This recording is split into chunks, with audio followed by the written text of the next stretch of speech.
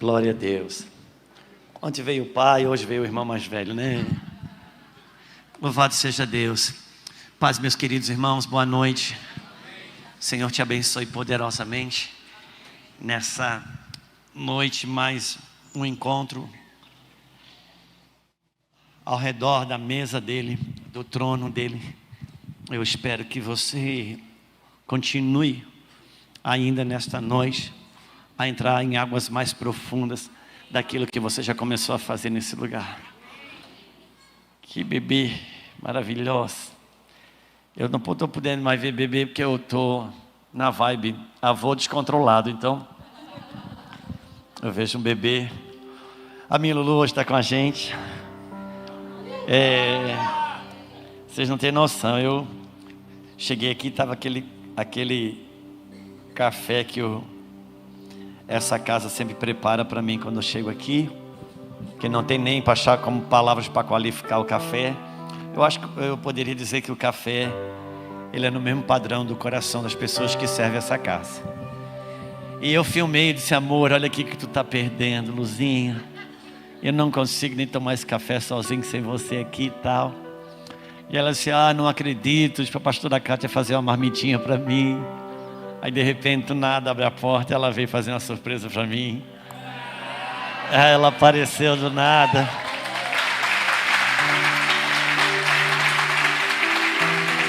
E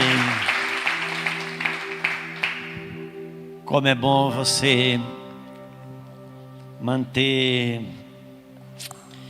o amor e a amizade do casamento. Você já ouviu meu filho falar sobre isso? A amizade é o ponto mais alto do mundo relacional dentro da aliança de casamento. O casamento, Deus não ama por meio de beijos e abraços. Amor para Deus não é o quanto que você beija, o quanto que você abraça. Amor para Deus é o quanto que você honra uma aliança. Porque Deus ama por meio da aliança. E é por isso que inclusive a gente se mantém casado. Não é só o amor no sentido de sentimento. Em alguma noite dentro do seu casamento, talvez você desejou dormir fora de casa. Não porque você não amasse o seu cônjuge. Você amou. Mas talvez você não saiu de casa, ficou, não foi por causa do amor, você ficou por causa da aliança. Se dependesse só de amar, você tinha ido. Mas é por causa da aliança, porque amor para Deus é o quanto que você honra uma aliança. Mas o nível mais alto do mundo relacional de Deus entre a aliança é a amizade. Por isso que Efésios 2,15 fala que Jesus ele derrubou a parede da inimizade. E quando a inimizade é derrubada, o que volta? O mesmo homem que a Bíblia resolveu apelidar de pai da fé, a Bíblia também chama ele de amigo de Deus. Quando Jesus quis elevar o relacionamento dele com os seus discípulos no nível mais alto que podia, ele não ungiu os seus discípulos a apóstolos, patriarca, não. Ele disse: já não vos chamo de servo, mas de amigos. Porque a amizade é o ponto mais alto do universo relacional de Deus. E às vezes a gente acha que Jesus rasgou o véu para nos dar serviço. Não, ele rasgou o véu para devolver a amizade. E a igreja não pode costurar com serviço o véu que rasgou para devolver a amizade. Quando tem amizade, o serviço não vai embora, mas o peso do serviço vai. O peso do serviço vai.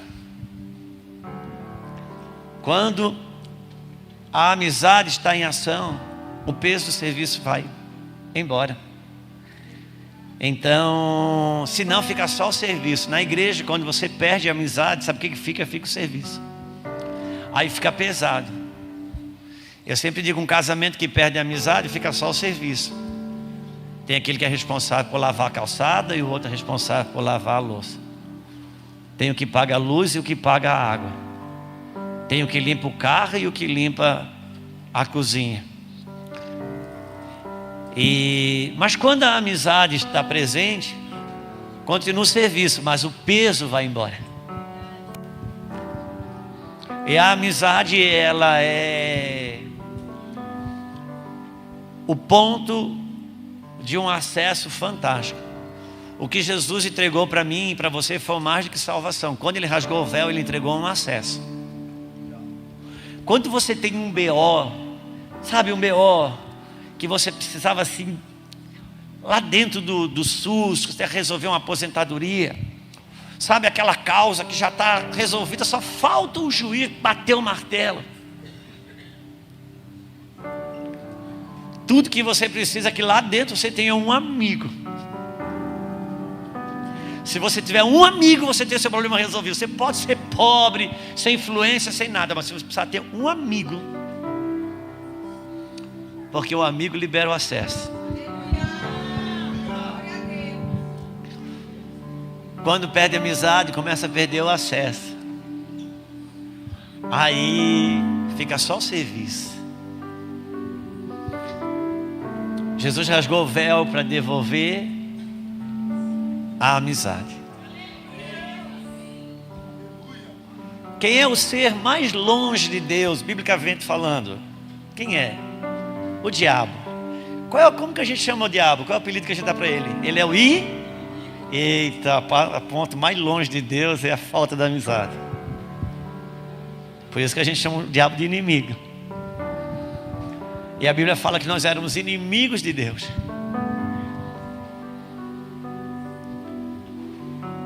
Meu pastor passou por aqui ontem. Ele tem uma frase que ele diz o seguinte: aonde os regulamentos são fortes, o relacionamento é fraco. Aonde o relacionamento é forte, o regulamento é fraco. Sabia que no casamento a Bíblia diz que o marido manda e a mulher obedece? Mas isso está depois da queda. Antes da queda não tinha mandamento para ninguém, porque a honra a Deus resolvia tudo.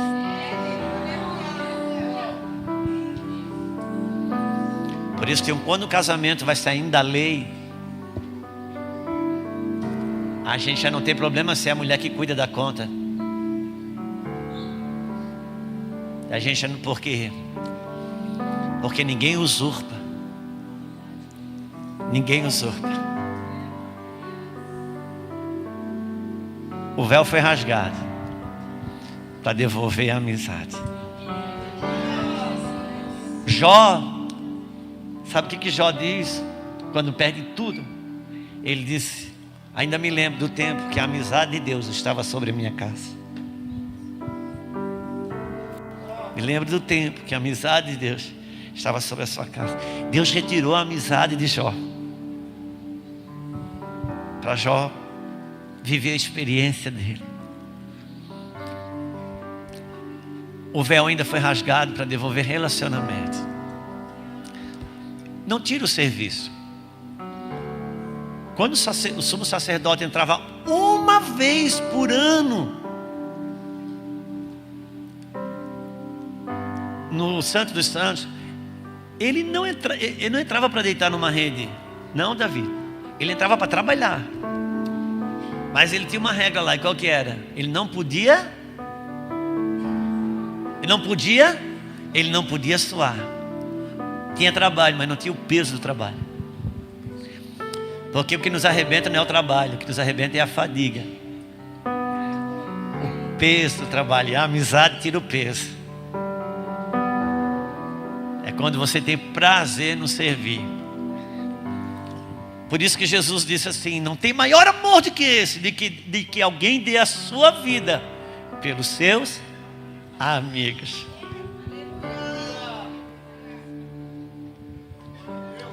Como você tem administrado seus relacionamentos?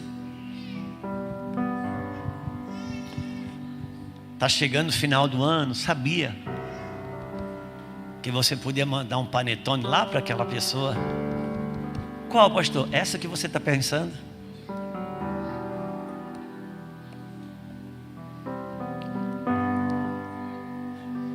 Quem sabe você põe uma parede enorme que está construída por anos no chão. Se você mandar um Feliz Natal no WhatsApp, quem sabe o derrubador de parede que mora dentro de você não te dá essa mesma graça de derrubar paredes. Às vezes ainda tem paredes a ser derrubadas. Eu tenho falado e falei da última vez que estive aqui, né? O pastor falou sobre que nós estamos reformando a nossa casa. E é muito interessante porque eu tenho dito que o treinamento de Deus, na pedagogia do treinamento de Deus, ela é ao contrário daquilo que Ele te propõe. Então, se Deus diz que você vai começar a ouvir mais Ele, o treinamento é que Ele cala. O treinamento para Deus, para a gente ouvir Deus, é Deus não falar. Quando Deus diz que vai me encher, o treinamento dele é me esvaziar. E quando Deus diz que vai me expandir, o treinamento dele é me espremer. E nós resolvemos fazer uma reforma da cozinha. Mas a Lulu, ela resolveu fazer de novo. E ela foi derrubando muitas paredes. A nossa casa é uma casa grande e ela é cheia de pontos cegos. E a Lulu foi derrubando muitas paredes. Muitas. E os cômodos estão ficando enormes, grandes. Depois de tudo pronto, vai ficar muito lindo. A gente está podendo ter os cômodos bem grandes. E eu vejo que isso Deus está fazendo com alguns de nós. Depois da nossa casa pronta, quem passar pelo lado de fora e olhar a nossa casa, vai ver que ela está do mesmo tamanho, só que do lado de dentro.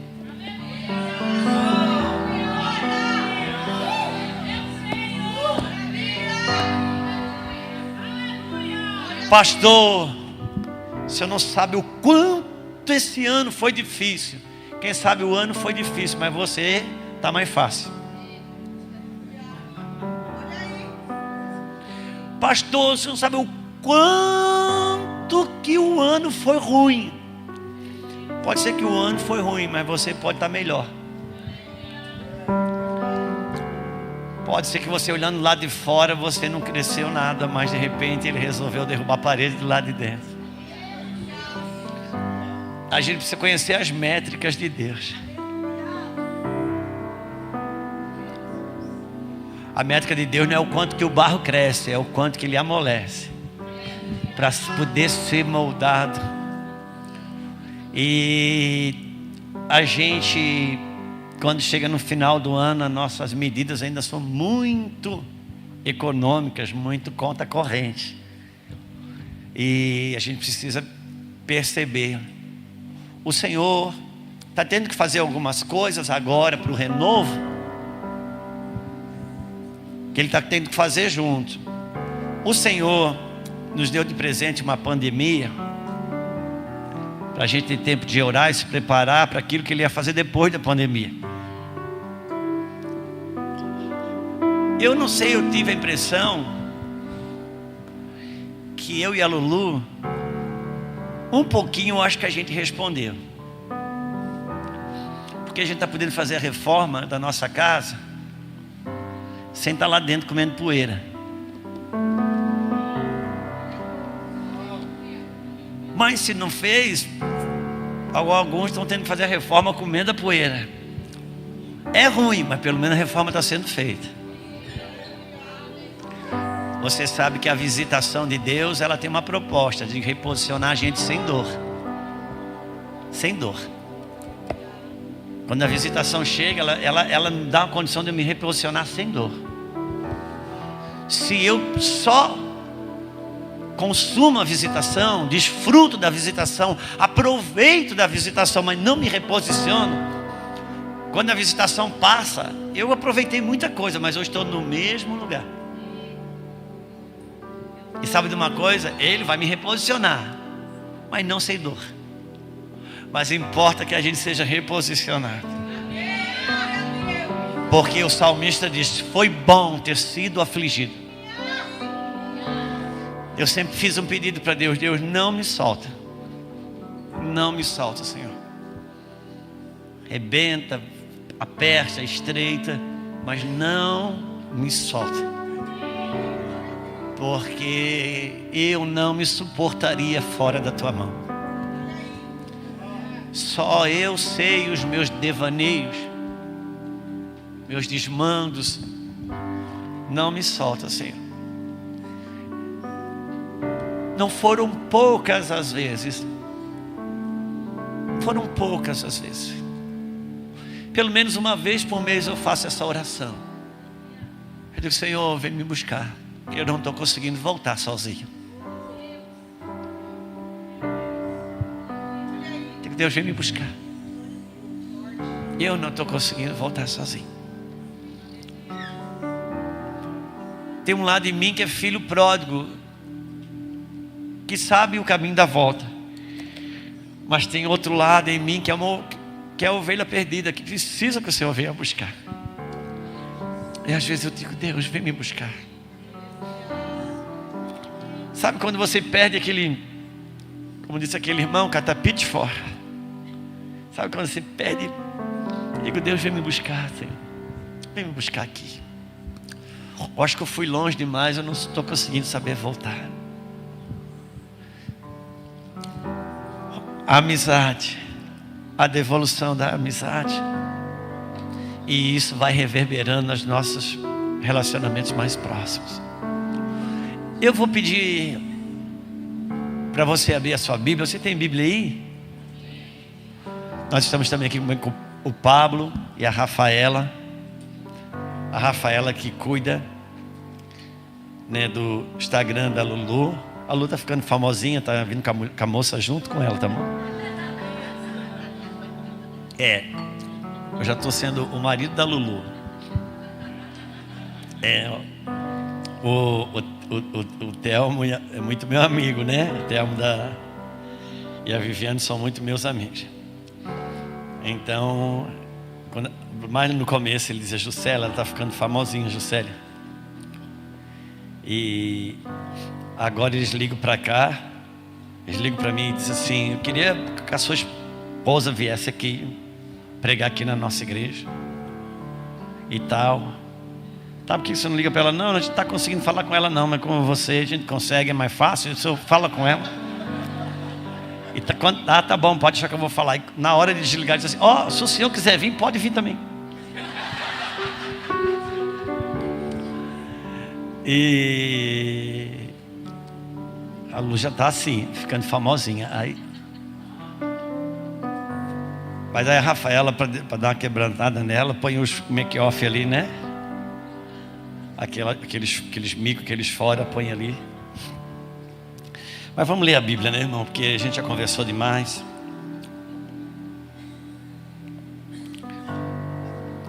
Eu acho que se nós for para 1 Samuel, capítulo 4. Tem 1 Samuel na sua Bíblia? 1 Samuel é antes de 2 Samuel. Piadinha de tiozão, né? Claro.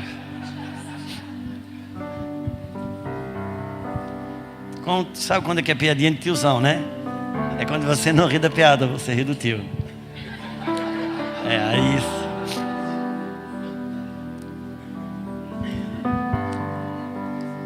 Lá na mesa, em algum lugar lá atrás, tem um livro. Só tem. A gente não trouxe os nossos não, mas eu trouxe o livro do meu genro, pastor Luiz Eduardo. Ele acabou de lançar um livro que chama-se Construindo Pontes Geracionais. É um livro exclusivo para pais de adolescentes e jovens. Você que tem filho a partir de 10 anos, é uma ferramenta muito, muito poderosa. O pastor Eduardo e a pastora Isabel, meu genro, nosso genro e nossa filha, eles têm entrado no coração dos adolescentes, entrado no coração dos jovens, e ele tem estudado essa geração, conhece tudo que eles assistem, que eles ouvem, o nome das pessoas que eles admiro, os nacionais, os internacionais, e enfim, coisa que você nem imagina e nem pensa. Ele tem estudado e ele tem tido vida prática já há um bom tempo com os adolescentes, e ele entendeu que a dor maior é a distância, a parede de uma amizade que precisa voltar. Por isso o nome do livro é Construindo Pontes Geracional.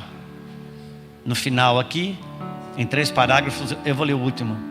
Encontre respostas, alivie as dores da desconexão e abrace um novo capítulo de crescimento espiritual e relacional em sua família.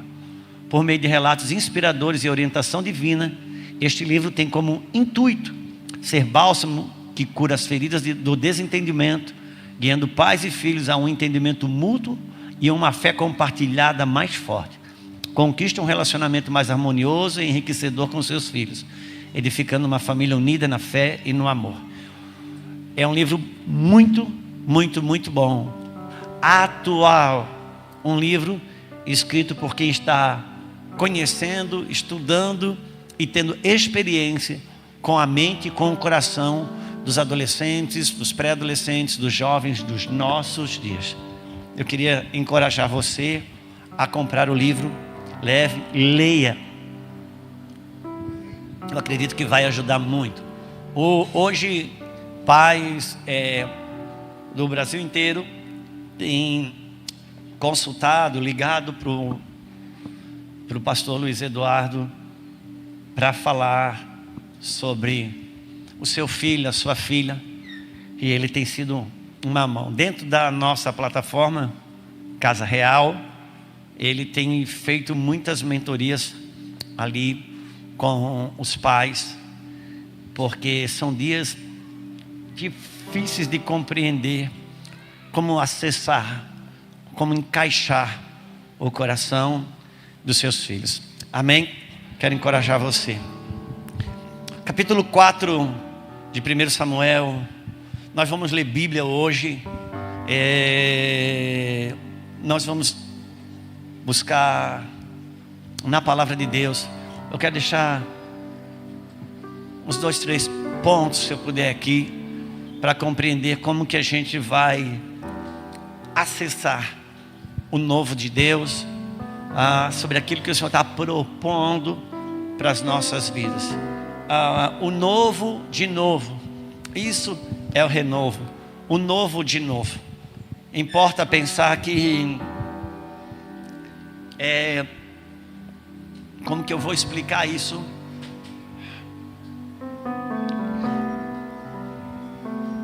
O mais difícil de entrar no novo é você considerar que o novo atual já está velho. Ele ainda nos baliza muito. Ele ainda nos baliza. Quando Deus está fazendo algo novo, novo mesmo do Espírito, que Ele está criando algo novo, as bases desse novo, elas são também uma novidade muitas vezes para a gente. Só que a gente tem balizadores na nossa mente. Então você imagina, por exemplo, que um dia Deus falou para Samuel: Samuel, eu vou fazer algo novo na terra. Eu tenho uma movimentação nova. Eu não estou mais com Saul. Não ore mais por Saul. Não chores mais por Saul. Saul é um tipo de movimentação que eu não estou mais. E eu estou gerando algo novo, algo que não é comum para vocês, algo que não está dentro dos parâmetros que vocês conhecem. Esse novo era um moço ruivo chamado Davi. Ele não tinha as características daquilo que seria um rei. Davi muito provavelmente era um filho bastardo, não tinha características externas de um grande guerreiro, embora fosse. Davi, ele era uma estranheza para aquilo que era o padrão que se conhecia. Mas graças a Deus que Samuel tinha essa informação. Eu estou fazendo um novo. Então eu quero que você vá na casa de Jessé e ele vai ter um filho dele vai ser rei. O primeiro que entrou era um homem grande. Na hora Samuel disse: é esse. Embora Samuel tivesse a revelação que algo novo estava acontecendo, a Bíblia fala que Saul, o homem maior em Israel, batia no ombro de Saul. Quando ele viu um filho de Jessé, um homem grande, ele disse: é esse. Ele tinha a orientação sobre o novo, mas o padrão de parâmetro dele ainda era o velho. Esse era o padrão mental dele ainda. Então, por mais que a gente, você fica imaginando Davi, do Samuel, de Deus chegar para Samuel: Samuel, eu estou com um problema. Eu quero levantar um novo aqui em Israel. Só que o sacerdote Eli está surdo, não ouve mais. Eu falo com ele, ele não me ouve. Já não ora mais, não se consagra mais. Eu não consigo levantar o novo que eu quero. E Samuel responde: Deus, então está resolvido o problema, porque eu oro, eu me consagro e eu te ouço. Ele disse: pois é, só que eu estou encontrando em você as mesmas barreiras que ele. Com ele eu não consigo levantar o novo, porque ele não ora, não se consagra, não me ouve. Com você eu não consigo levantar o novo, porque você ainda está orando por Saul. Você ora, se consagra, mas por aquilo que eu não estou mais. Eu quero um novo. Então não faltava oração. A gente acha que se não faltar oração, e tiver céus abertos, a gente está no centro da vontade de Deus. Só que Pedro estava orando no terraço, muito provavelmente orava 3 vezes ao dia. Deus aparece para ele, por quê? Porque ele estava orando. O céu se abre e desce um lençol. Quantos lembram? Faltava oração para Pedro? Faltava céus abertos para Pedro? Mas uma mente para aceitar o novo faltava. Talvez Deus teve que entregar para Paulo o que queria entregar para Pedro. Porque Paulo, quando Deus falou para Paulo, todos os ensinos de Gamaliel veio de mim, mas eu estou entregando algo novo. Você está disposto a abrir a mão do que é meu para pegar o que é meu? Como eu sempre digo, nós não apresentamos resistência para largar as coisas do diabo e pegar as coisas de Deus. Nossa dificuldade é abrir mão das coisas de Deus para pegar as coisas de Deus mais adiantada.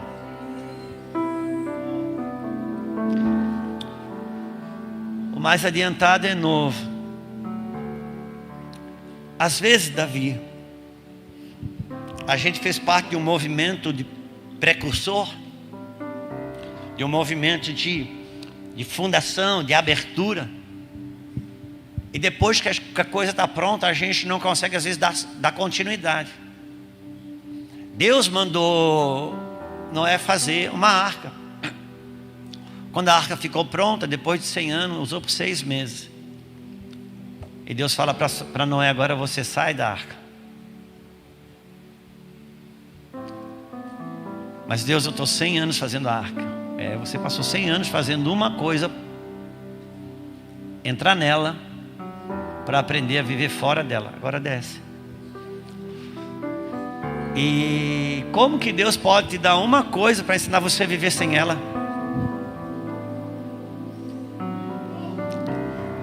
Sabe de uma coisa, pastor Emerson? Quando você vai abrir uma rua, você usa uma reta escavadeira. Mas depois que ela está pronta, não é para a reta escavadeira andar.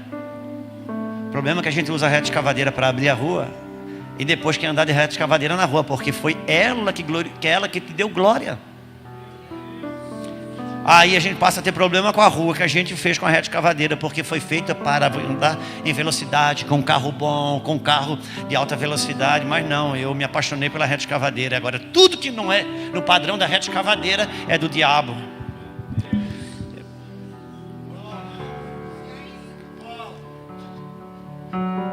Fala para a pessoa que está do seu lado: você podia estar com um carro mais veloz, mas você se apaixonou pela retro.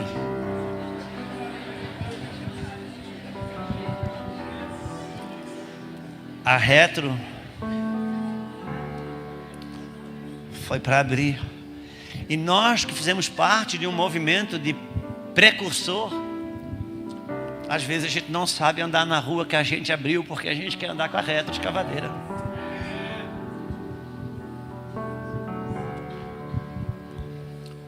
Criamos uma base para vir até aqui. Agora o Senhor quer entregar coisas novas. Por isso que a gente quer que o nosso filho pegue a mão numa enxada. Só que ele está com o computador na mão, né?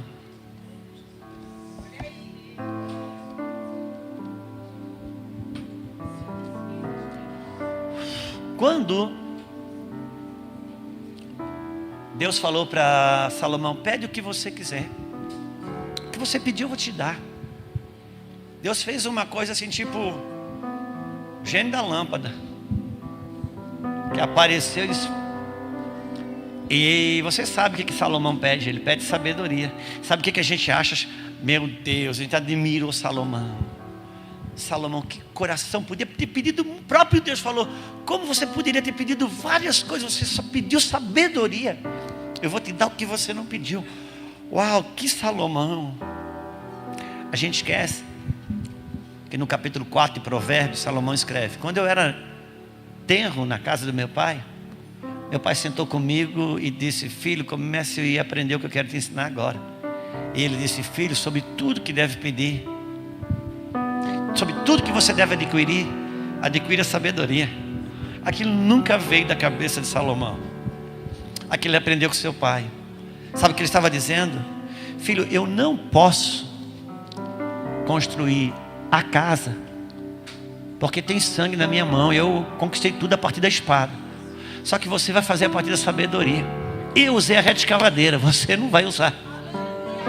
Davi entendeu a movimentação da próxima geração. Mas a gente quer que o filho construa com a espada que a gente usou. Por isso vai perdendo a nossa geração e não percebe. Mas ele está dando instrução. A gente precisa se voltar para saber como que a gente vai lidar com a próxima geração. Nós vamos precisar viver esse renovo.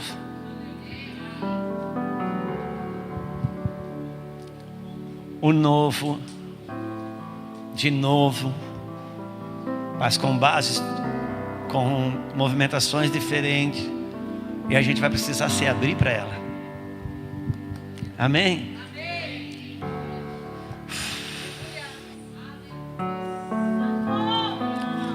Se a gente não trocar a mitra, a gente não sai do lugar. Quem aqui, irmãos, foi assim como eu, um apaixonado por Ayrton Senna? Tem alguém?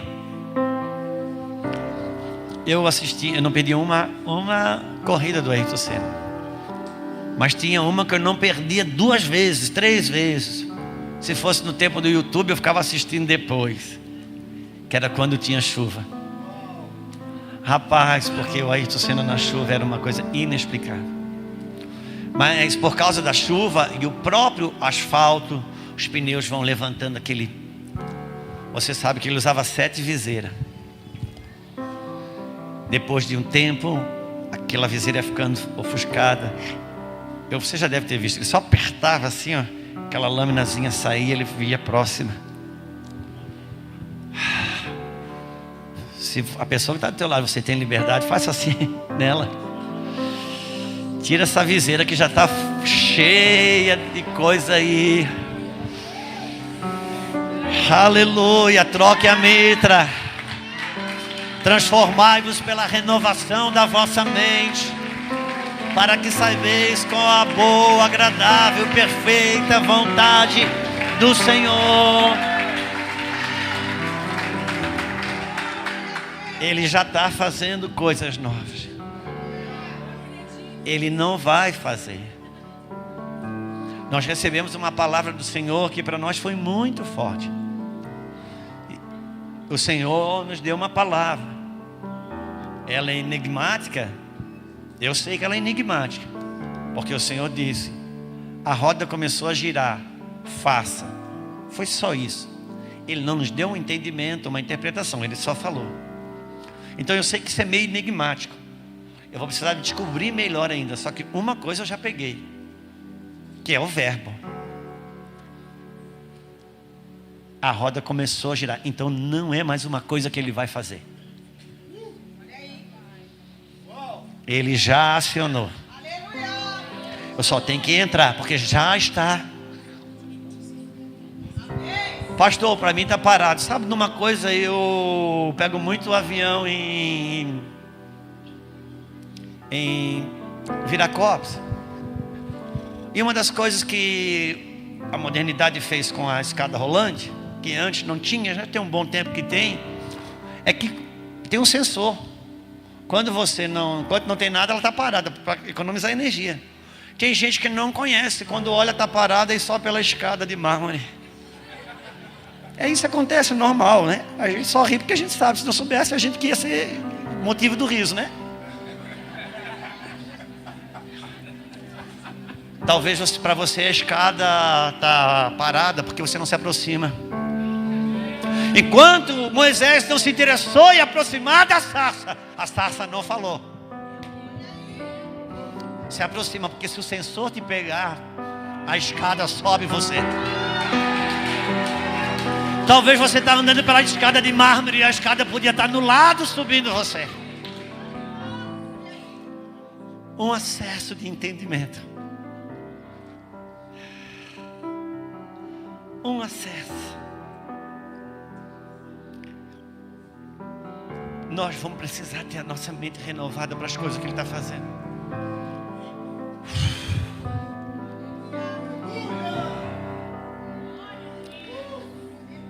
Já está tão tarde. Já está tão tarde, mas vamos lá. Eu não tenho como a gente ler isso tudo aqui. Mas vamos ler bem rápido. Não vai dar não. Então vamos ler em 2 Samuel. Capítulo 4.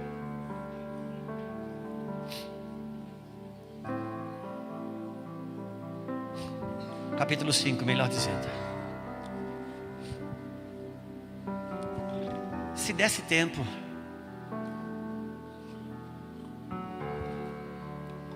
eu ia ler, fazendo 2 capítulos inteiros, e eu ia ler os 2 hoje. Mas como não dá, eu vou pular direto para aqui. Vou fazer uma coisa que o meu pastor gosta de fazer, e eu sinto que eu estou precisando. Estenda sua mão para cá.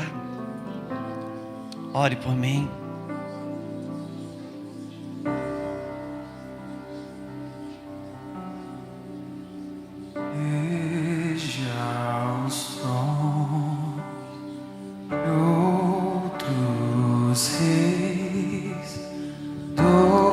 Ore por mim, irmãos.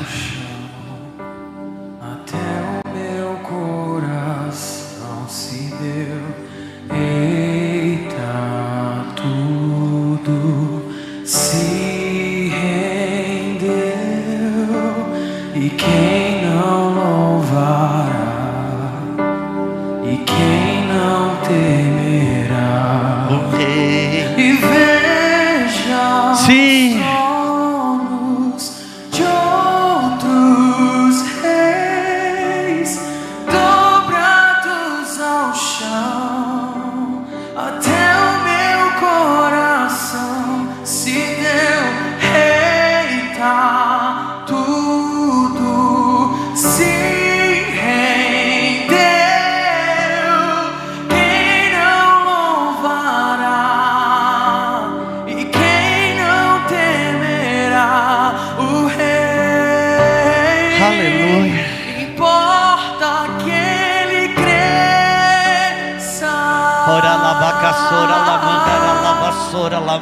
maior que toda sombra que a gente projetou. Importa que Ele seja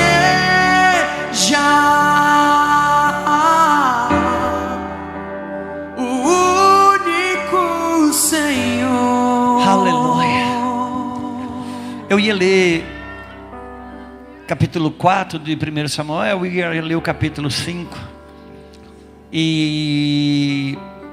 mas não dá tempo, então eu vou pelo menos atualizar você a base daquilo que vamos ler agora. Nos dias de Samuel, nos dias de Eli, o sacerdote Eli tinha 2 filhos, Ofni e Finéias, que eram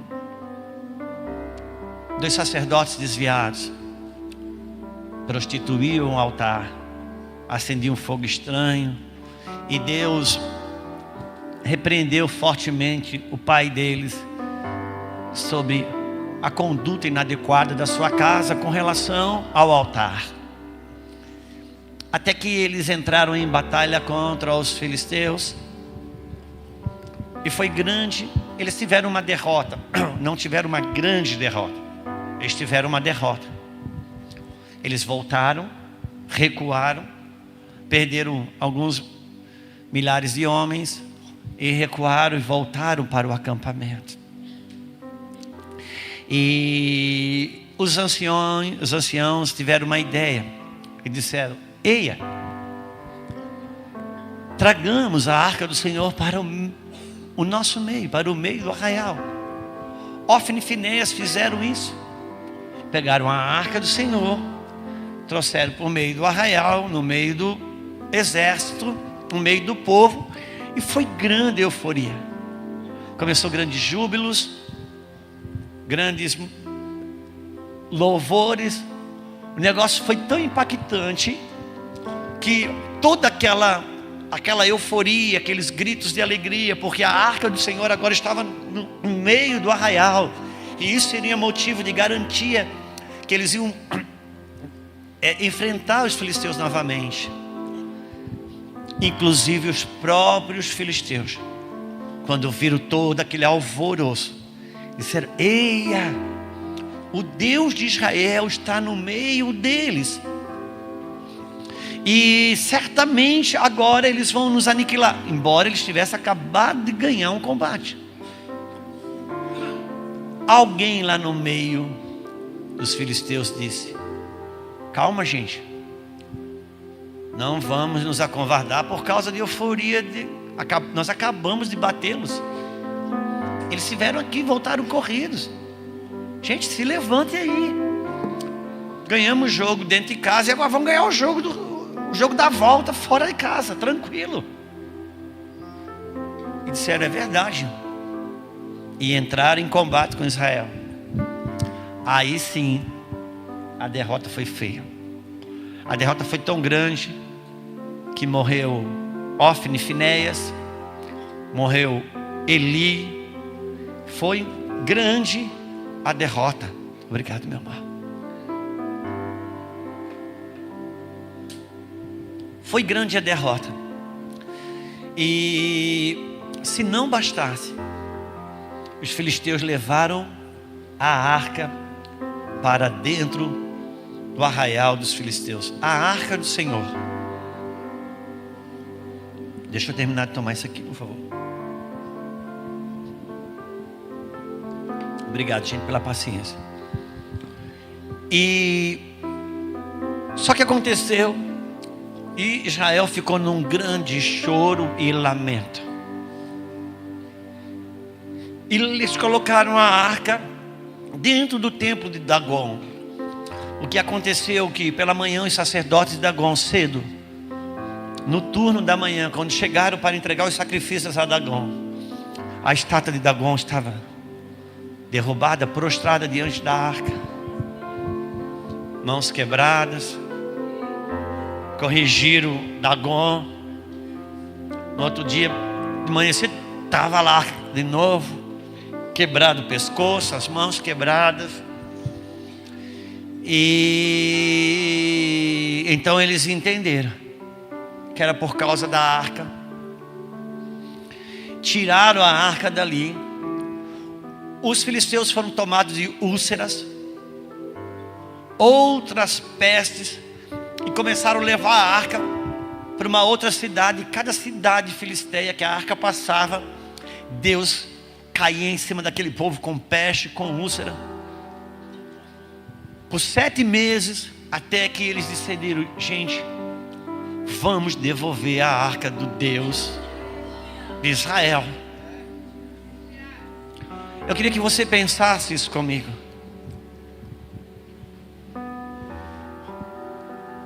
O que Deus estava tentando comunicar a noite toda foi o maior UFC que você possa. Dagon apanhou até o céu da boca a noite toda. Mas sabe aquelas gravações que tem aqueles memes? A ponto. Só que eu queria que você pensasse sobre isso. Eu queria que você pensasse aqui um cenário: o templo de Dagon. Deus dando, mas batendo nesse Dagon. O povo filisteu sofrendo, já reconhecendo a grandeza do Deus de Israel. E por onde eles passavam, aquela arca passava, humilhava os filisteus. Era Deus vitorioso, soberano, imbatível, glorioso. E todo o inferno reconhecendo a grandeza de Deus. Neste mesmo momento, paralelamente, concomitantemente, tem um povo de Deus aqui, olhando um Deus que não defende ele, um Deus que não lhe dá vitória. Os filhos de Israel, as crianças, os adolescentes, jovens, viram seus pais dizer: Deus está conosco, é Deus, Deus é forte, Deus é grande. E eles se animaram e viram seus pais. E qual era o recado? O nosso Deus não é poderoso para salvar, o nosso Deus não é poderoso para prosperar, o nosso Deus não é poderoso para... Não, esse era o recado. Aqui, velório, o povo de Deus derrotado e vendo Deus como um Deus que não traz livramento. Aqui, Deus no meio do inferno, glorioso, soberano e poderoso. Será que a gente precisa fazer alguma aplicação aqui?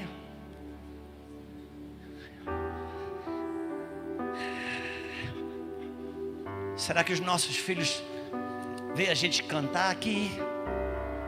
E Deus é poderoso, e Deus é glorioso, e Deus é grande. Mas esse Deus não traz vitória. Esse Deus não conserta o casamento dos pais. Esse Deus não torna uma mãe mais amorosa. Não torna um pai sacerdote. Esse Deus que não conserta a casa. Esse Deus que não traz edificação. Deus estava dizendo aqui, o recado era para Israel: eu não diminuí, meu poder não diminuiu. Com relação a Dagon, eu continuo poderoso. Agora deixa eu dizer uma coisa para vocês: não adianta pegar a arca e trazer para o meio de vocês. Vocês têm que ir onde eu estou. Não adianta querer trazer eu aqui. Não é só gritar: Deus está no nosso meio. Deus estava dizendo: eu quero vocês até a mim, não é vocês. Eu não me chame para animar a sua festa. Não me chame para respaldar a sua vida. Sabe de uma coisa? Então eles tiveram uma ideia. Os sacerdotes disseram: como que a gente vai fazer? Disse: gente, vamos fazer o seguinte: pegue a arca, coloque em cima do carro de boi e põe as vacas, os bois para levar. Solta. Façam tumores de bronze, façam ratos de bronze, que era parte do sacrifício deles, coloca ali como remissão, pedindo, é o nosso pedido de desculpa, é o nosso pedido de perdão ao Deus de Israel. E solte essas vacas. Se as vacas forem direitinho para dentro de Israel, nós vamos entender que realmente todo o mal que aconteceu era o Deus deles. Se as vacas enveredar para qualquer lugar aí, então nós vamos saber que foi só uma coincidência, foi uma coisa que aconteceu de forma aleatória. Muito obrigado. Se aconteceu por acaso, então eles fizeram isso. 1 Samuel, pelo menos isso eu vou voltar. 1 Samuel capítulo 5.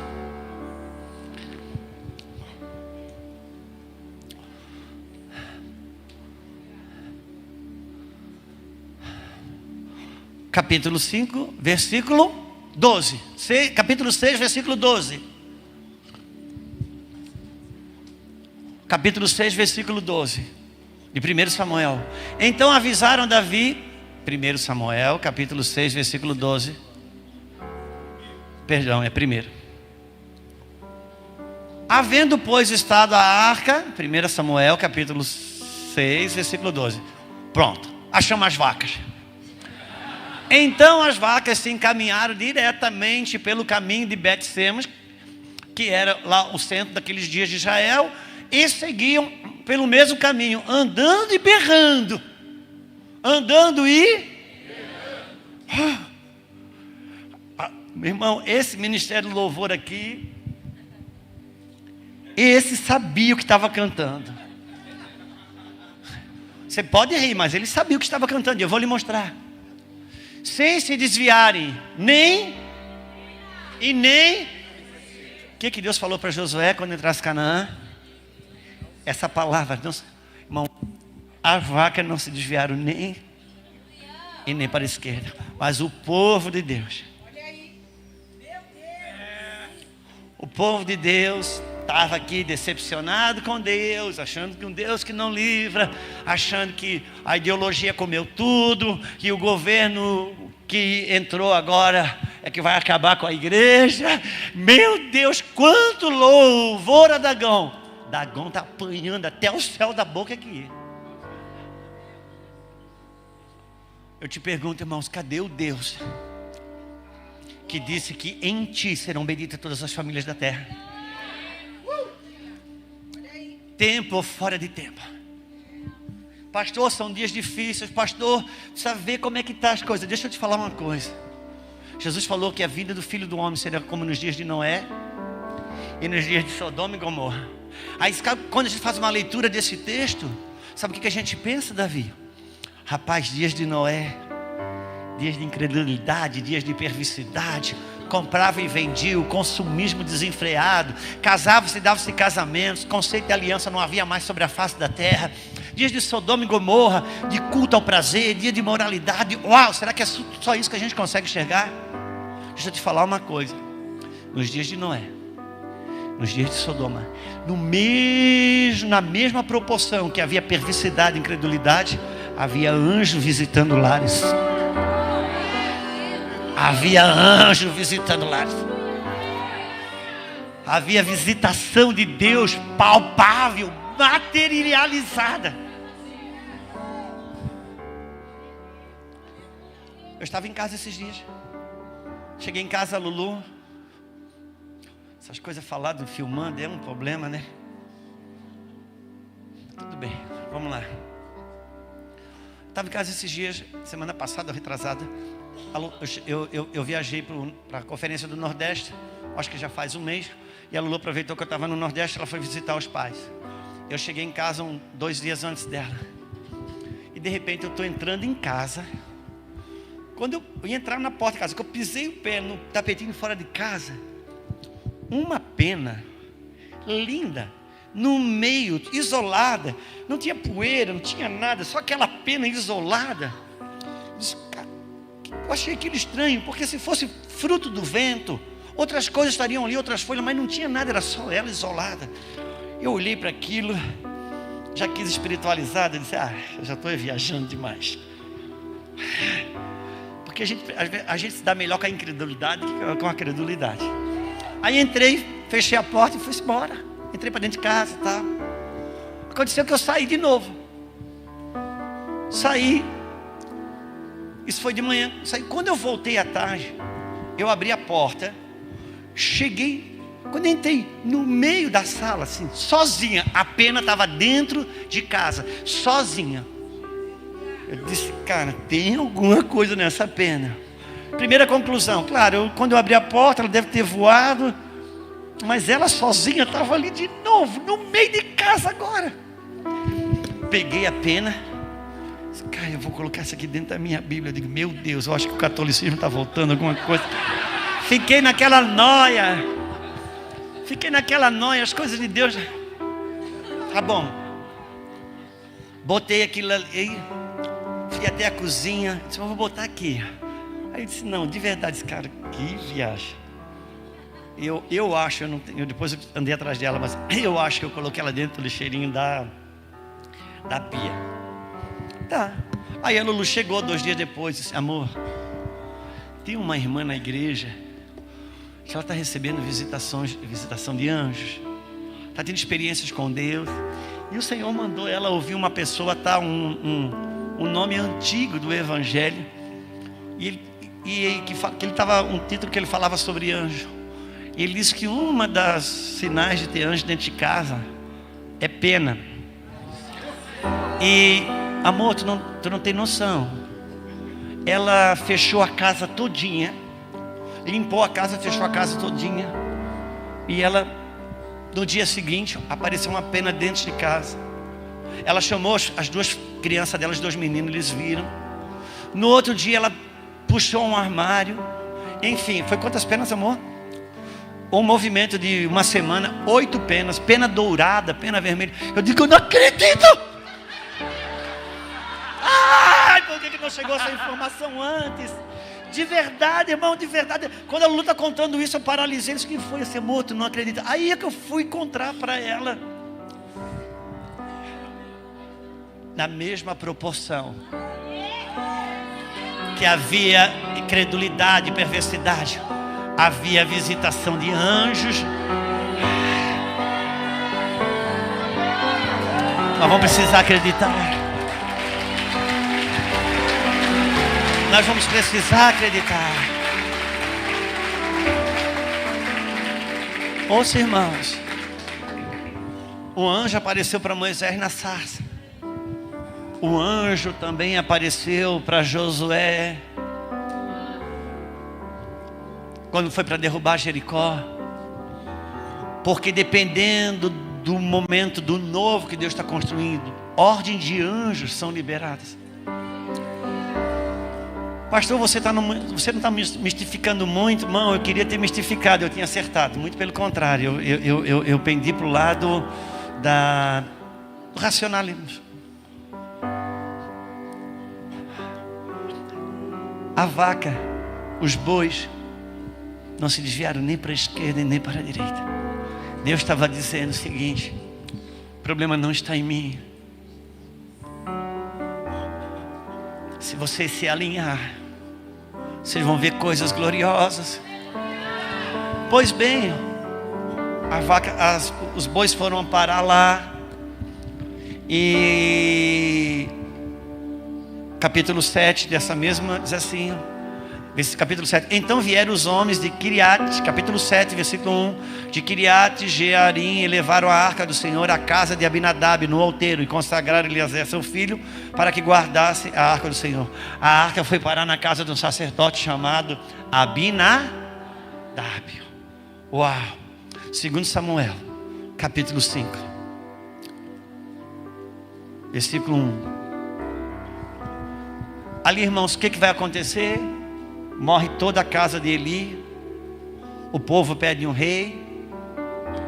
Esse rei é levantado, Davi, a Saul. Saul é disperso, reprovado.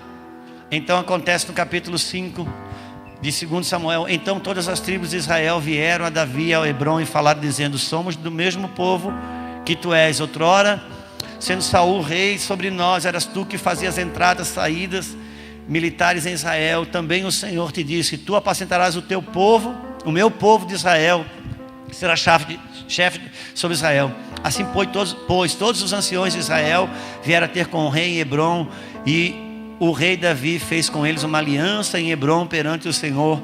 Ungiram Davi rei sobre... Uau, o povo disse: não, cara, você vai governar a gente. Capítulo 6. Capítulo 6. Versículo...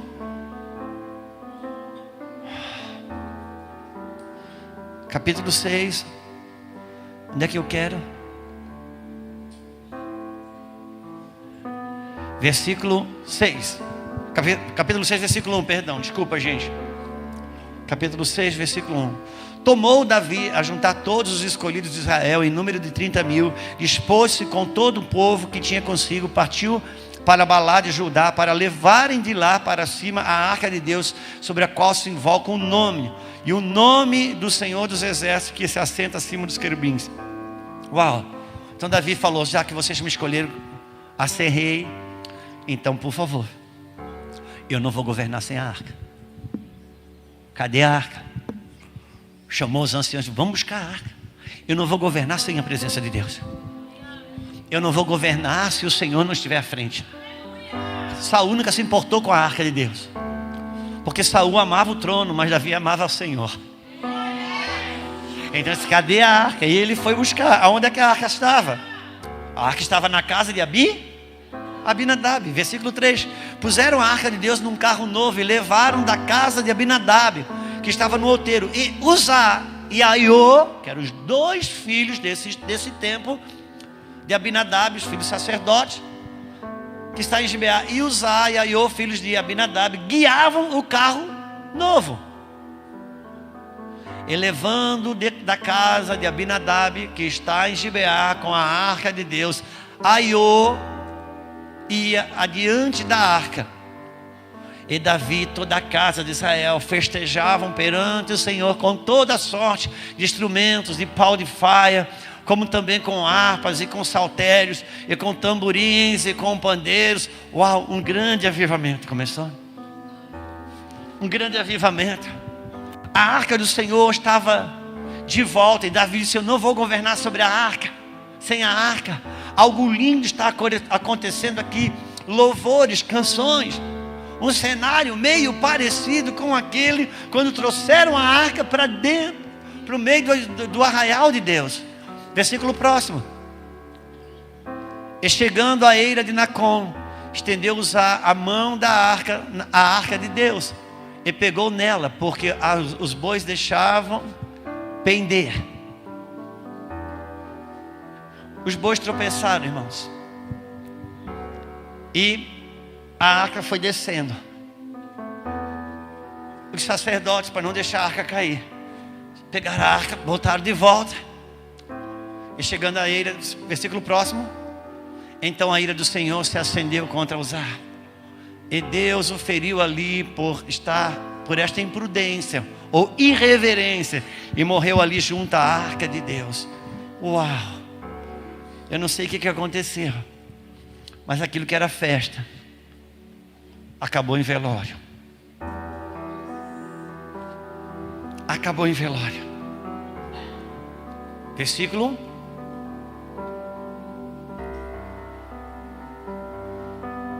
7 já foi. Versículo 8. Desgostou-se Davi, porque o Senhor irrompeu contra Uzá, e chamou aquele lugar Pérez Uzá até o dia de hoje. Temeu Davi ao Senhor naquele dia e disse: como virá a minha arca do Senhor? Como virá a minha arca do Senhor? Uau!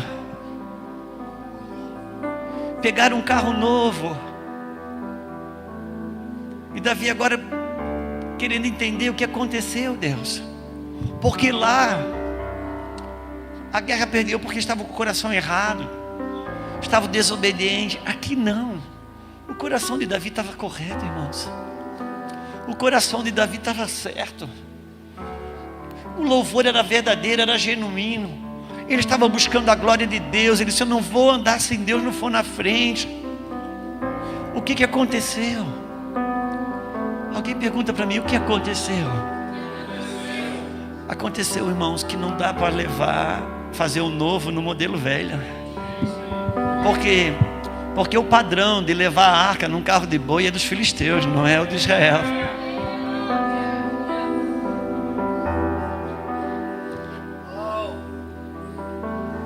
Bom, não adianta na guerra estar vivendo errado e pegar a arca e trazer aqui. Às vezes até o coração está bom, está certo, mas não adianta no modelo dos filisteus. O cara está junto, amaziado, não casa porque não sei quem ainda recebe alguma coisa e tal. Então, em nome de Deus, fazendo isso tudo, não adianta. Até o coração pode estar correto, mas não adianta. Não é no padrão dos filisteus, irmãos, que se conduz uma vida em Deus. Se nós não fizermos um novo, no modelo correto, nós não vamos andar. Lá o coração estava errado, aqui até o coração estava certo, mas o modelo ainda tem que ser certo. Não dá, o cara quer ser empresário, faz campanha para arrumar a empresa, botar num padrão botar na bênção de Deus. Irmãos, a bênção de Deus também vem no padrão de Deus.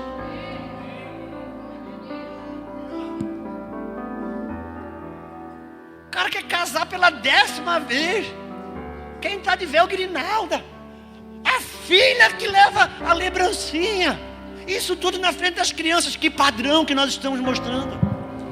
Que padrão que nós estamos oferecendo?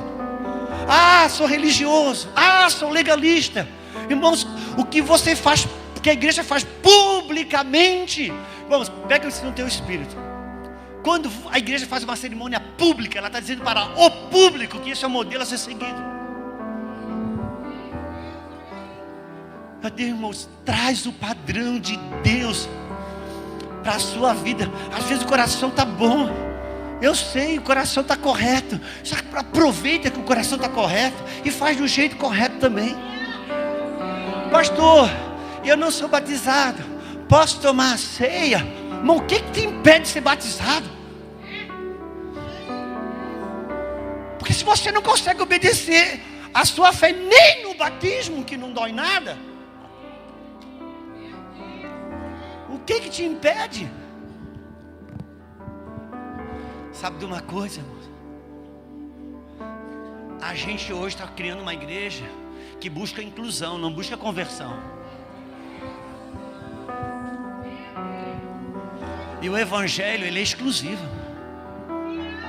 Jesus só tem uma esposa só. Pastor, por que Abraão tinha 2 mulheres? Por que Davi podia ter não sei quantas esposas? Por que os reis de Israel, Deus falou para Davi, eu te dei não sei quantas esposas, se você quisesse eu teria dado mais. Alguém pergunta por quê, irmão? Vou responder para você. Porque tudo isso é produto da velha aliança. E o que a velha aliança está tentando mostrar é exatamente que na lei você não consegue fidelizar uma aliança com Deus. É por isso que você precisou nascer de novo e ganhar um coração. Por isso que Cristo só tem uma esposa.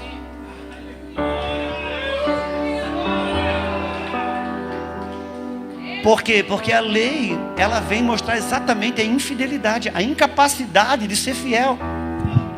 Por que o nosso irmão veio aqui e leu, Abraão, você não me negou o seu filho, o seu único? Mas já tinha Isaac, por que chamou? Já tinha Ismael, por que chamou Isaac de único? Pergunta para mim, Davi, por quê? Porque Deus só computa o que está dentro da aliança dele. Deus não contabiliza o que está fora da aliança com Ele. Por isso que é em Cristo Jesus que nós temos todas as coisas. Porque a aliança que Ele tem conosco é no sangue do Cordeiro. Então nós vamos viver o novo, mas vamos viver no modelo do novo. Por quê? Porque o Evangelho divide tudo em 2 realidades. Qual? O velho homem e o novo homem. Tudo que você fizer no velho homem pode ser bonito, mas é no velho homem. Por isso que em Hebreus 6... nos fundamentos da fé cristã, em Hebreus 6, quando fala de arrependimento, não fala de arrependimento de pecado, vai falar em arrependimento de obras mortas. Porque o que você faz na árvore do conhecimento do bem e do mal, não importa se é bem ou se é mal, é morte.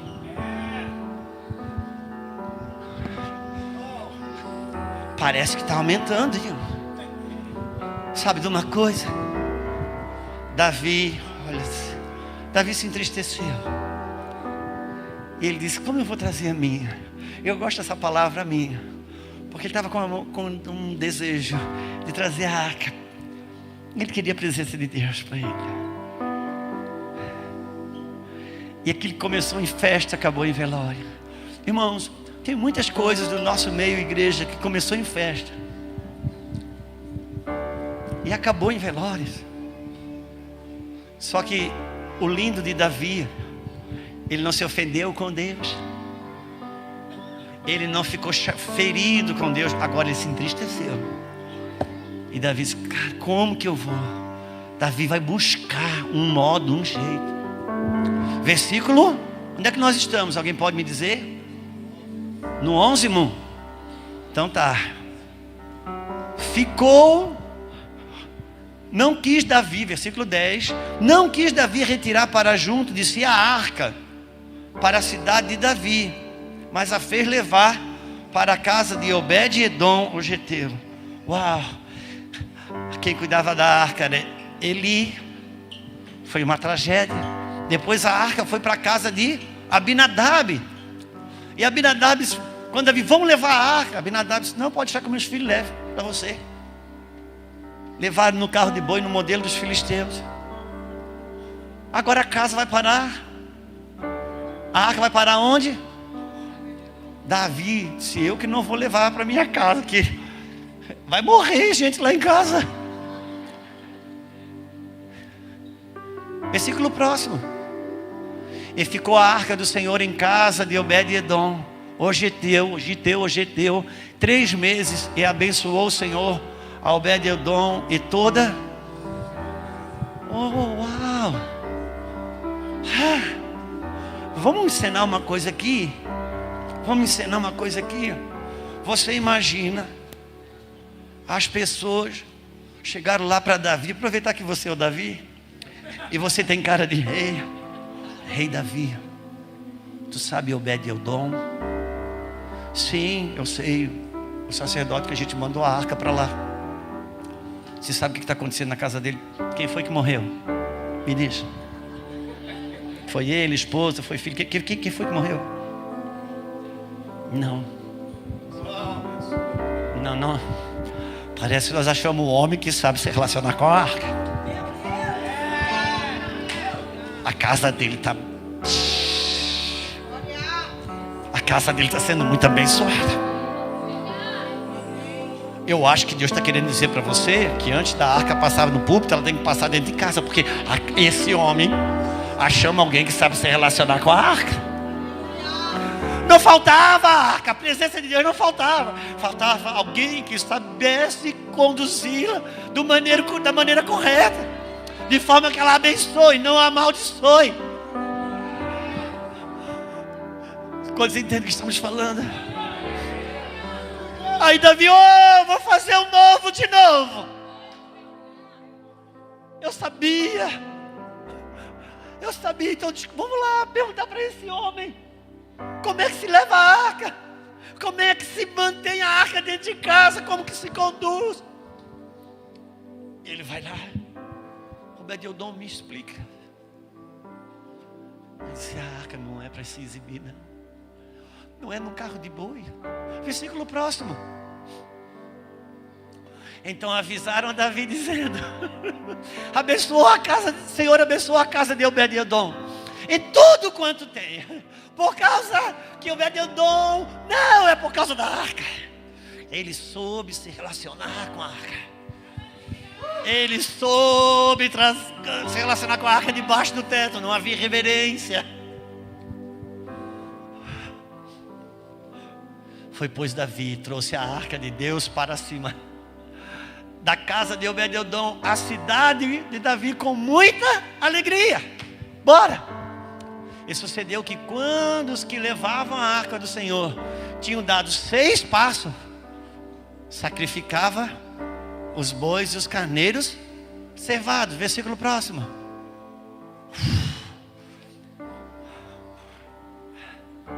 Davi não ficou ofendido. Davi sabia que o problema nunca foi a arca. Só que agora o Senhor, Obed-Edom disse: Davi, a arca é levada nos ombros do sacerdote. A arca você leva com responsabilidade. Não é para exibir, não. A arca não é para exibir, não. A arca é no ombro do sacerdote. E tem uma coisa: você vai dar 6 passos. Meu irmão, você não leva a arca, não. Se você não entender que é 6, depois você sacrifica, você não consegue. Não é na sua habilidade, não é na sua força, não é na sua capacidade. Você vai aonde você pode. Depois é o sacrifício do Senhor. É uma graça, é um favor. Você só tem que reverenciar. Não, só reverencia. Toma cuidado só de ser zeloso e reverente. Sabe de uma coisa? Existe Obed-Edom que sabe conduzir a arca. Que a arca entra dentro da sua casa e abençoa. E Davi, com todas as suas forças diante do Senhor, estava Davi cingido de um éfode de linho e uma estola sacerdotal. E assim Davi e toda a casa de Israel fizeram subir a arca do Senhor com júbilo e ao som das... Uau! Agora eis um avivamento que o Senhor estava aprovando. Deixa eu dizer uma coisa, irmãos. A régua subiu. A régua subiu. O Senhor está vindo. Ele está dizendo: gente, tem um jeito certo, porque eu quero andar no meio do seu povo. Tem uma maneira correta, eu quero caminhar com o seu povo. Irmãos, Dagon está apanhando até hoje. Você pode apresentar tudo que Dagon está fazendo, os filisteus estão fazendo, só que o Deus de Israel não muda. Pastor, quem é pai e mãe aqui? Levanta a mão. Uau! São dias difíceis para criar um filho, é ou não é? Sabe por que você está com dificuldade de criar um filho? É porque quando seu pai e a sua mãe tiveram um encontro íntimo que resultou na sua concepção, sabe o que aconteceu? O anjo olhou e passou assim: eita! Qual o nome de vocês, o casal aqui? Me dá o seu nome, mano. Da frente aqui. Você mesmo. Evandro. Eita! O Evandro era para ter nascido em 1815. Ele ia ser pai mais ou menos lá em 1840, por ali. Eita, agora eu vou botar o Evandro aqui mesmo. Vai nascer perto do ano 2000 aí. É por isso que ele não sabe, está com dificuldade de ser pai agora. É porque ele... Não, irmão, Deus não errou. Quando Deus escolheu para você ser pai nessa geração, é porque Ele teria os recursos para mim e para você ser pai e mãe nessa geração. Deus não errou, você não é uma casa. Tem uma unção e uma liberação de ordem de anjos para cada tempo. Eu preciso entender, porque senão muita gente fica assim: é tempo difícil, não vou nem ter filho. Os tempos mais difíceis para engravidar dentro do Egito, Deus tinha programado para nascer libertador. Nos tempos mais difíceis para você engravidar, nos dias de Herodes, Deus tinha programado para nascer o Messias. Em tempos difíceis de ter filho, é porque uma geração de libertadores está nascendo. Nós precisamos entender o que o céu está fazendo. Ele está fazendo novo, de novo. Eu só preciso encontrar os Obed-Edom. Não, eu preciso encontrar os Obed-Edom. Tem um jeito certo, Ele está nos visitando. Sabe de uma coisa, irmãos? Eu já falei isso aqui, eu volto a repetir. Lá em Itajaí, nós somos uma cidade praiana. Nós fizemos parte do circuito de surf do circuito nacional do Brasil.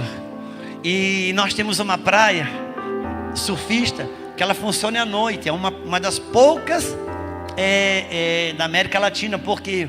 Porque ela é iluminada. Eles construíram uma rua, um mole que se chama dentro do mar assim. Entra um carro ali e a gente vai lá dentro. E aí o mar se aproveita daquele mole e levanta as ondas. Então a gente fica vendo aqui o surfista passar na nossa frente. A gente vê a hora que ele levanta a onda. Ele não olha lá da areia, não. E é muito interessante, sabe, Davi? Porque a Bíblia fala que Deus levanta as ondas do mar. E sabe o que acontece? Tem aquela garotada que quando eles olham a onda já ficam todos assim, agora vai. Eles vai, aí a onda engorda.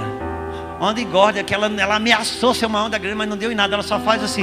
Só que daí o rapaz já está lá na frente, ele tem que nadar tudo de novo. Só que tem uns ratão de praia, tipo o Rodolfo Abrantes, cara, que ele já sabe a onda que vai dar, a onda que não vai dar. Tem umas garotadas que já não olham para a onda. Eles olham para o cara que sabe que a onda que vai. Aleluia. Nós precisamos descobrir os Obed-edom.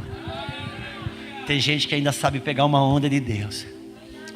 Eu não posso levantar a onda, mas eu posso identificar qual que ele está levantando. E ele está tentando entrar na casa e começar pela casa. Homens e mulheres que saibam hospedar a arca. Homens e mulheres. Olha, deixa eu falar uma coisa para você. A Bíblia fala sobre Apolo. Quem já ouviu falar sobre um pregador chamado Apolo? Apolo, assim, bem estudadinho, você vai ver que ele foi uma pedra de tropeço na vida de Paulo. Mas estava ali, ele cumpriu o papel. A Bíblia fala, o currículo de Apolo é magnífico. O currículo de Apolo é o pregador de outdoor. A Bíblia diz que ele era eloquente, fervoroso do espírito, e ensinava como ninguém o caminho de Deus, o caminho do Senhor. Ele era fantástico. Está lá em Atos dos Apóstolos esse currículo desse homem notável. Só que um dia ele foi pregar na sinagoga. E quem é que foi no culto de Apolo? Na cruzada de milagres? Quem foi? Áquila e Priscila. Áquila, apesar de parecer ser um nome feminino, mas era o nome do marido. Áquila e Priscila. Quem era Áquila e Priscila? Apóstolo? Não. Pastores? Não. Eles eram discípulos de Jesus, mas discípulos de Paulo. Paulo discipulou. Sabe quando acabou o culto, que aquele pregador renomado chamado Apolo desceu. Áquila e Priscila disseram assim: vamos tomar um cafezinho lá em casa? E está escrito que na mesa de Áquila e Priscila, Apolo aprendeu com mais precisão o caminho de Deus. Não sei se você entendeu o que está acontecendo. Muitos pregadores renomados vão descer no púlpito, entrar na sua casa, para aprender com mais precisão o caminho de Deus. Porque o caminho preciso de Deus é quando ele acontece debaixo do seu teto. É alguém que sabe relacionar com a arca e ter a sua casa abençoada. Então pode trazer para a rua, então pode trazer para o púlpito. Deixa eu te falar uma coisa, a arca ainda quer ser hospedada. A arca ainda quer ser hospedada. Ela ainda, eis que estou à porta e bato. Eis que estou à porta e bato. Aquele que abrir, eu entrarei, cearei com ele, e ele ceará comigo. Levanta as suas mãos. Faz tudo novo. Sim. Vem mais uma vez e agita todo Sim, teu Senhor. ser, e faz a eternidade se alinhar com o natural. E da terra nós que somos pó clamamos: aviva-nos, aviva-nos, aviva-nos, Senhor. E fere meu coração. Queremos a arca. Queremos tua presença, Senhor. E fere meu coração. Oh, Espírito. Com a ferida de sede por ti. Sem exibição. Ensina-me a clamar e a suplicar até que o Senhor venha. Oria calamandarabastou. Oh, fere o meu coração e fere meu coração com a ferida de fome por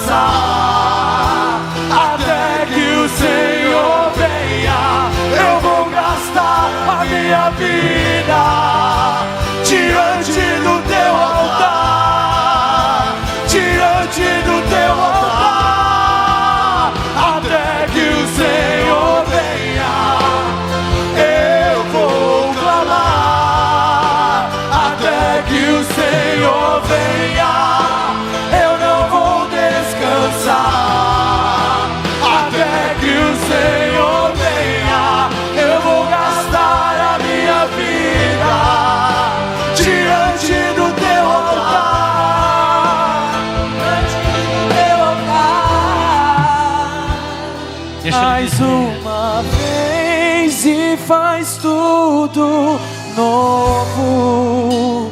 E vem mais uma vez e agita todo o meu ser e faz a eternidade se alinhar com o natural. E da terra nós que somos pó clamamos: aviva-nos, aviva-nos, aviva-nos, Senhor. Aí às vezes o coração até está correto, às vezes o coração está correto, não está mal. E sabe de uma coisa? Como a gente está bem intencionado, a gente acha que está sendo aprovado. A gente não podia imaginar que um homem segundo o coração de Deus, fazendo uma escolha errada, fosse experimentar o que Davi experimentou. Tem gente que se espelha no pecado de Davi para poder viver o seu, inclusive. Deixa eu te falar uma coisa. Davi, quando se torna uma referência para mim e para você, Davi não é um modelo de pecado, Davi é um modelo de arrependimento. Davi é um homem que sabia voltar, sabia fazer o caminho de volta. Pastor, mas se eu fizer o caminho de volta, eu acho que eu não consigo voltar para o ponto. Vou repetir o que eu ouvi um homem de Deus falar: se você fizer o caminho de volta, é condição de você não chegar, você morrer no caminho. Amanhã, se um filho seu passar, vai dizer: meu pai morreu no caminho de volta. Aleluia. Não chegou, mas morreu voltando. Não vai mais, não vai mais, não acelera mais, faz o caminho de volta. O que eu faço? Dá 6 passos que você já deu, agora sacrifica, quebranta, se rende, se joga. Alguém pode botar o versículo próximo ali para mim, que se o pastor Zemino foi até as 11 horas da noite, se eu for até 10h30, eu já estou perdoado. Versículo próximo, porque o 15 nós já lemos. Será que a gente pode ler o 16?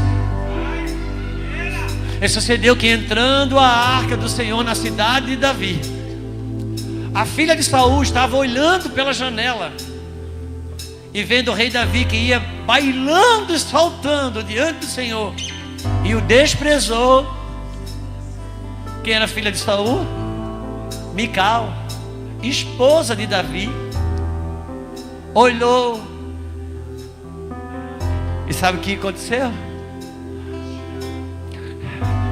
Ela viu Davi só de pijama, desprezou ele no coração. Por quê? Porque a escola de Mical era de Saul, que vivia da aparência, não da essência. E ela disse, quando ele chega em casa, versículo 17: introduziram a arca do Senhor e puseram no seu lugar na tenda que lhe armara Davi. Davi armou uma tenda para o Senhor, para a arca. Ele trouxe holocaustos, ofertas pacíficas. Tendo Davi trazido holocaustos e ofertas pacíficas, abençoou o povo em nome do Senhor dos Exércitos e repartiu todo o povo. Versículo 20: voltando Davi para abençoar a sua... Davi entendeu que a coisa tinha começado em casa.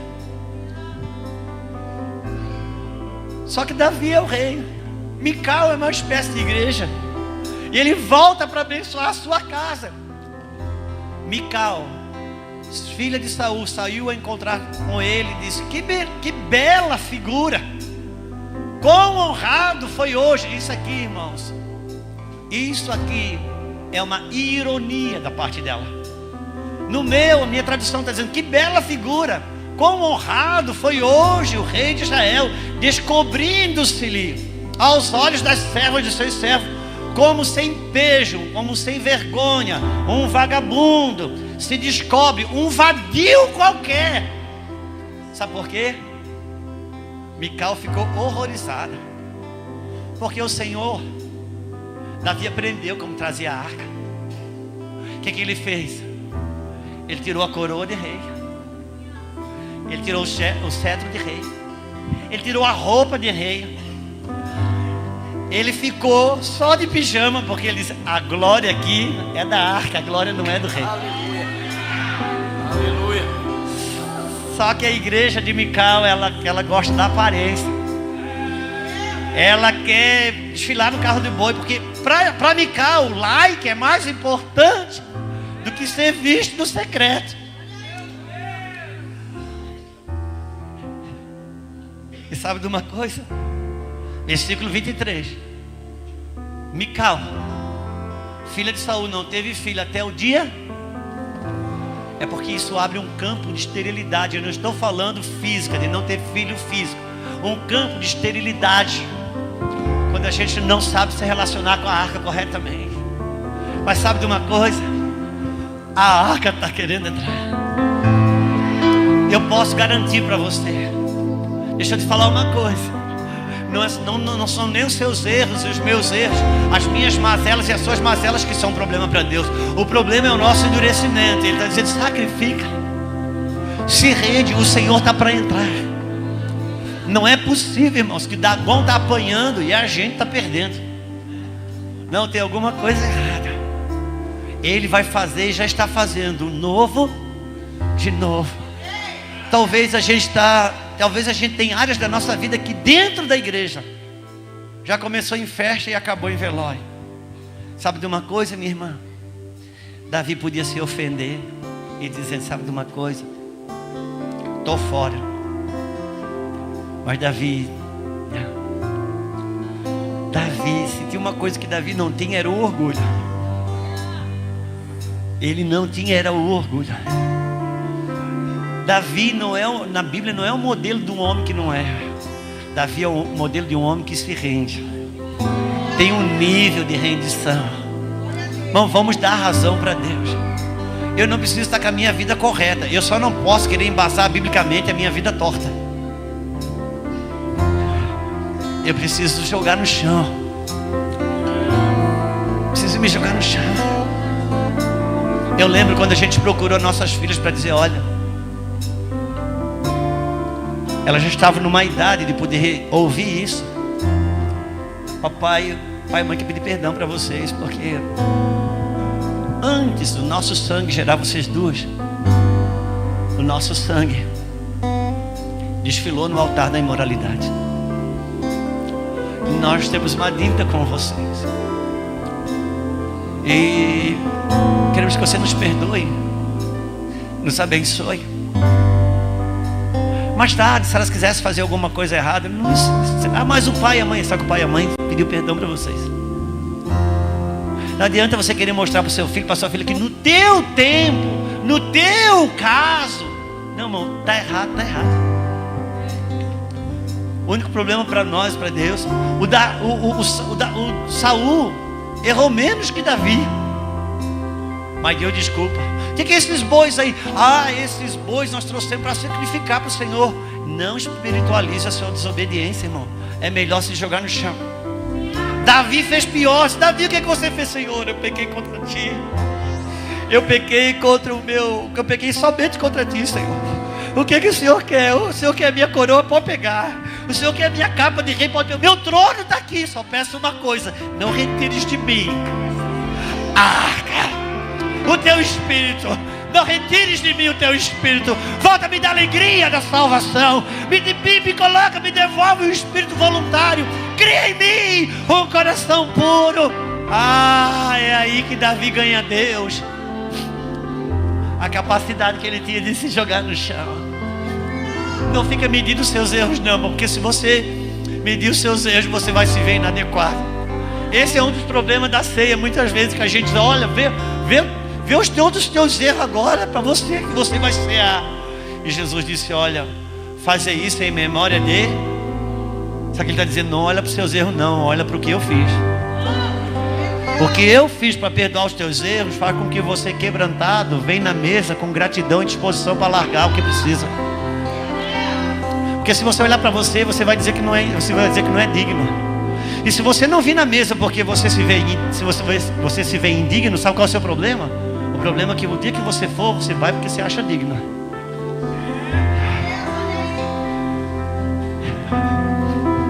O novo já está aí. Ele só precisa mesmo ser vivido. Levanta a tua mãozinha aos céus se você puder. Pai, nós nos entregamos a Ti. A pergunta que Davi fez, nós queremos fazer aqui, Senhor. Como traremos a nós a tua presença, Senhor? Como traremos a nós a Tua presença de novo? Como curar os casamentos, restaurar os matrimônios nesse dia? Como tirar, Senhor, a esterilidade das nossas vidas, Pai? Como, Senhor, voltar a acessar o coração dos nossos filhos? Como te dar uma adoração que o Senhor aceita?